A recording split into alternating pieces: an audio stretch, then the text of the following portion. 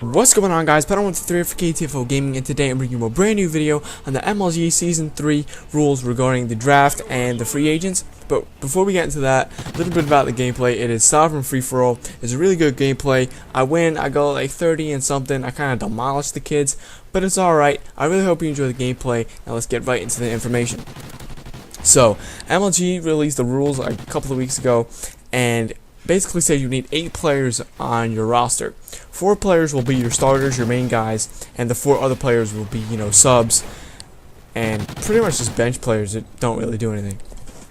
But your 4-player roster must consist of the 48 players that qualified in Anaheim from the 12 teams. Now, it's pretty much every pro player, to be honest with you. It's almost every pro player. But then you have the draft. The draft is on July 11th, which is in a couple of days. And the draft, you need at least 3,000 pro points to be in the draft, and if you are a free agent of some sort. Now, teams could only drop 1 player, but any player could just leave. And if you either got dropped or left, you either had to be picked up by another team before the draft or declare a free agency. Which declaring free agency puts you into the draft, and then a team picks you, whenever the team picks you, or even if they do pick you. So if the players don't have the 4-man roster, they need to get conditional draft picks, which basically just adds more draft picks for your team to complete your 8-man roster. If you need 1 player, round 1 is your conditional draft pick, so round 1 is your 4th. And you can't trade that, but I'll explain that later. If you need more than 1, I believe it just adds on after round 4, which kind of sucks in a way, but whatever. You need an 8-man roster.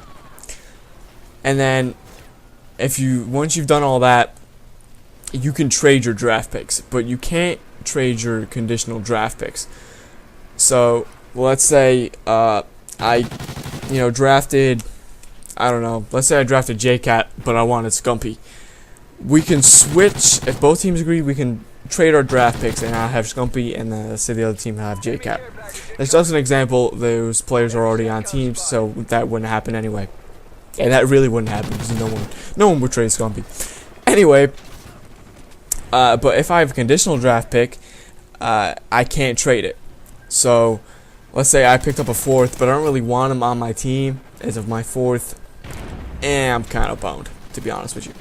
And before the season starts on Monday the 14th, I believe. I think it's at like 9 o'clock. Before that, teams must elect who's going to be the 4-man starters and who's going to be the 4-man, benchers that just sit back and do really nothing. Again, which really makes no sense to me, because I believe like those 4 players could be on a team.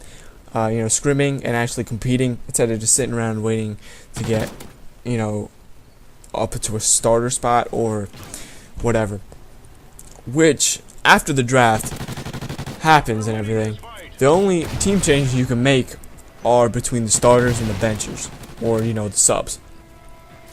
So, I don't really like that either, because I'm not really sure if, someone on another team can be a sub for you, or, it has to be someone that is a free agent of some sort. And that's not really good. That's what I'm guessing, that only free agents can be your subs. Yeah, that would make sense, right? Because it's only on the draft.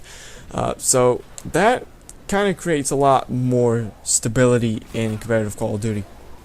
Because mostly, mostly is that correct word? No. Most of the time, after every event, team changes always happen, but after this, you kind of have to stick together, or you're not allowed in Season 3, unless you change someone out of your subs. Which, to be honest, if it's going to be anything like the draft of the Season 2, then it's not going to be as serious as MLG would like it to be.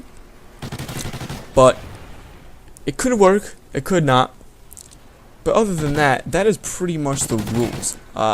The draft picks in order go from Just Us, Elevate, Rise Nation, Optic Nation, Denial, Phase Red. Actually, Phase Red is a little different. I'm not sure if it's 12 teams anymore, or if it's 11, or if it's still 12 teams and they just push FaZe Red out and put another team in. I'm not really sure about that. So I'm not really sure about the 6th one here. But next is up is Team Caliber, FaZe Black, which is just regular FaZe now, Team Envy, Curse Black, and Optic Gaming, and then Evil Genius is last. But to be honest, I don't really see Optic Gaming or Evil Genius being, you know, anywhere. And it was splitting up anytime soon unless the rules really do change the game, which I will make a video update on later. But that's pretty much it, guys. I hope you got it. It is kind of complicated. I try to explain it as simple as possible, but I really hope you enjoy this video, guys, and I'll bring you more MLG news as soon as possible. So I hope you enjoyed the video, guys, which I've said like 3 times, and have a nice day. I'll see you later. Stay tuned for the next video. Peace.